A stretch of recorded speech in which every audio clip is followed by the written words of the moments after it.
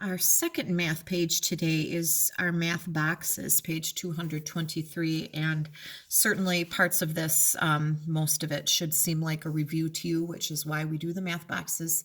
Box number 6 being a little different, but maybe you remember from the other day when we looked, it's kind of a preview of what's coming in the next unit, and they throw those in there. It's kind of odd.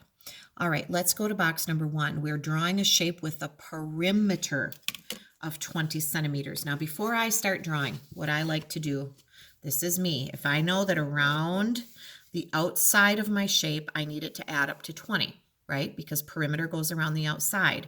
Then I'm going to do some planning. And I see I can only go as tall as 4. So the most I could have on my sides would be 4 tall, which would be 8. And if I need to get to 20, then I would need these two sides to add up to 12. You see what I'm doing? And I know 6 and 6 is 12. So 4 and 6 would be 10. 4 and 6 would be 10. That would be 20. If I make a 6 by 4 rectangle, I would have 20. Is there another way to do it? Well, what if we did 3 on the sides? That would give us 6. I have to get up to 10 between the two. If I went 3 and 7, would that work? 1, 2, 3, 4, 5, 6, 7. Yep, I could go 7 across. That would add up. 3 plus 7 and 3 plus 7, 10 and 10 is 20. That would also be 20. I'm sure you could try to figure out 2 times something. I'm going to pick one of these, and so I guess I will do the 4 times, or the 4 by 6. You're welcome to do the 7 by 3 or whatever you come up with. But when you do this, it's a good idea to use your straight edge. I'm just going to follow this dark blue edge, whoops, and just go over it nice and dark. I went in a little bit and I'm regretting that. So I wanted it to kind of follow the edge there. So that would be 4, and then I would have to go over 6. 1, 2, 3, 4, 5, 6. I want it to stop there. So I would draw my bottom right along a blue line, and you might have to go over it a couple times to make it dark enough. And then go up this side. This one's easier to see. I'm not doing well with my straight edges here. I'm sorry. I apologize for that. And then across. So I have clearly made, and again, you might have to go darker if it's not showing up over the line that you made. Those outside lines are darker. All right, so then I have made a shape with a perimeter of 20. 6 plus 4 plus 6 plus 4. Then what is the area? Now, area would be the area inside. And you could count the squares since there are squares there. 1, 2, 3, 4, 5, 6, 7, 8, 9, 10, 11, 12, 13, 14, 15, 16, 17, 18, 19, 20, 21, 22, 23, 24. Or you could just multiply length times width, which is 6 times 4 is 24, and save yourself some time if you know your multiplication facts, right? All right, drawing an array of x's, 4 by 8. So I would set this up with this space going 4 down, 1, 2, 3, 4, 5, 6, 7, 8. And I'll tell you right now, I already know that 4 times 8 is 32.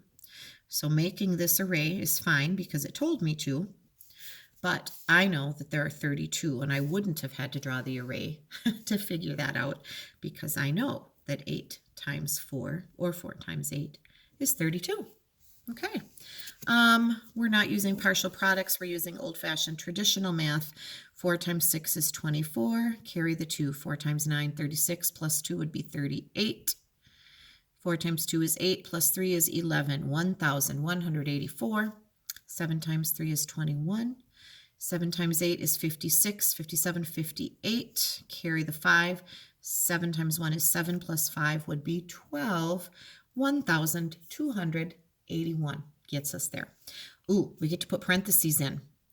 Always have some scrap paper handy to think through this. We want our answer to come out to be 7,215. So the question is, where do we put the parentheses? Now I'm looking ahead to see if I can make a good guess and not just a random guess. I know that 8 times 9 is 72, and this would be 7,200. I know that 7,200 plus 15 would give me this.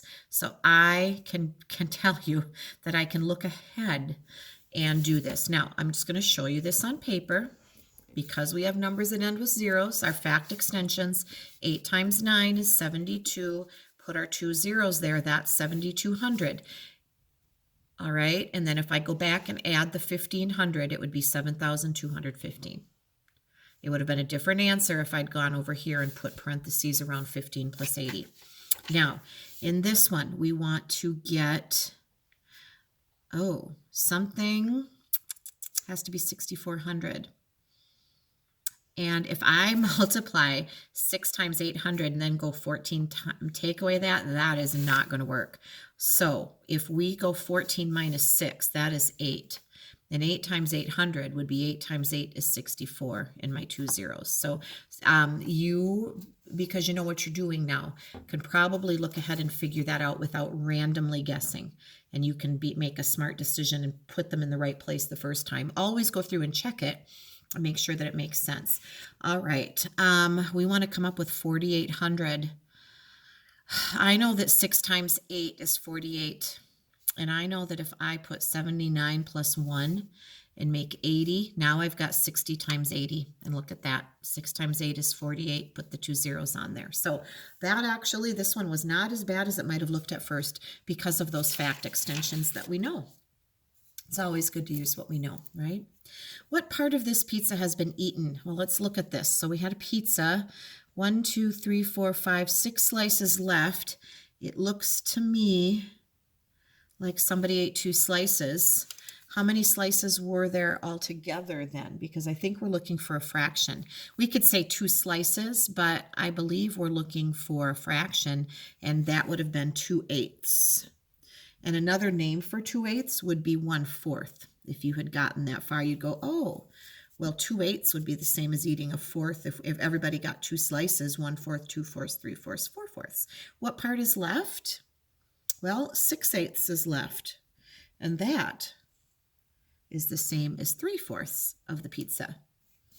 You know, if you divided that pizza in the same kind of way, there's still 3/4 left. 1/4 got eaten. I know it's a little bit crooked. If you turned it, you could see it. That circle, it's hard to turn in my box. I'm teaching out of a box, of course, but that is essentially what that is. So I hope these are starting to click. I think the 2/8 and 6/8 you could figure out probably pretty easily. Some of you are able to see this. That's a start. All right, I'm looking ahead to volume and measuring in volume. 1,000 milligrams is 1 gram, which would mean 3,000 milligrams is 3 grams. How many milligrams would be half a gram?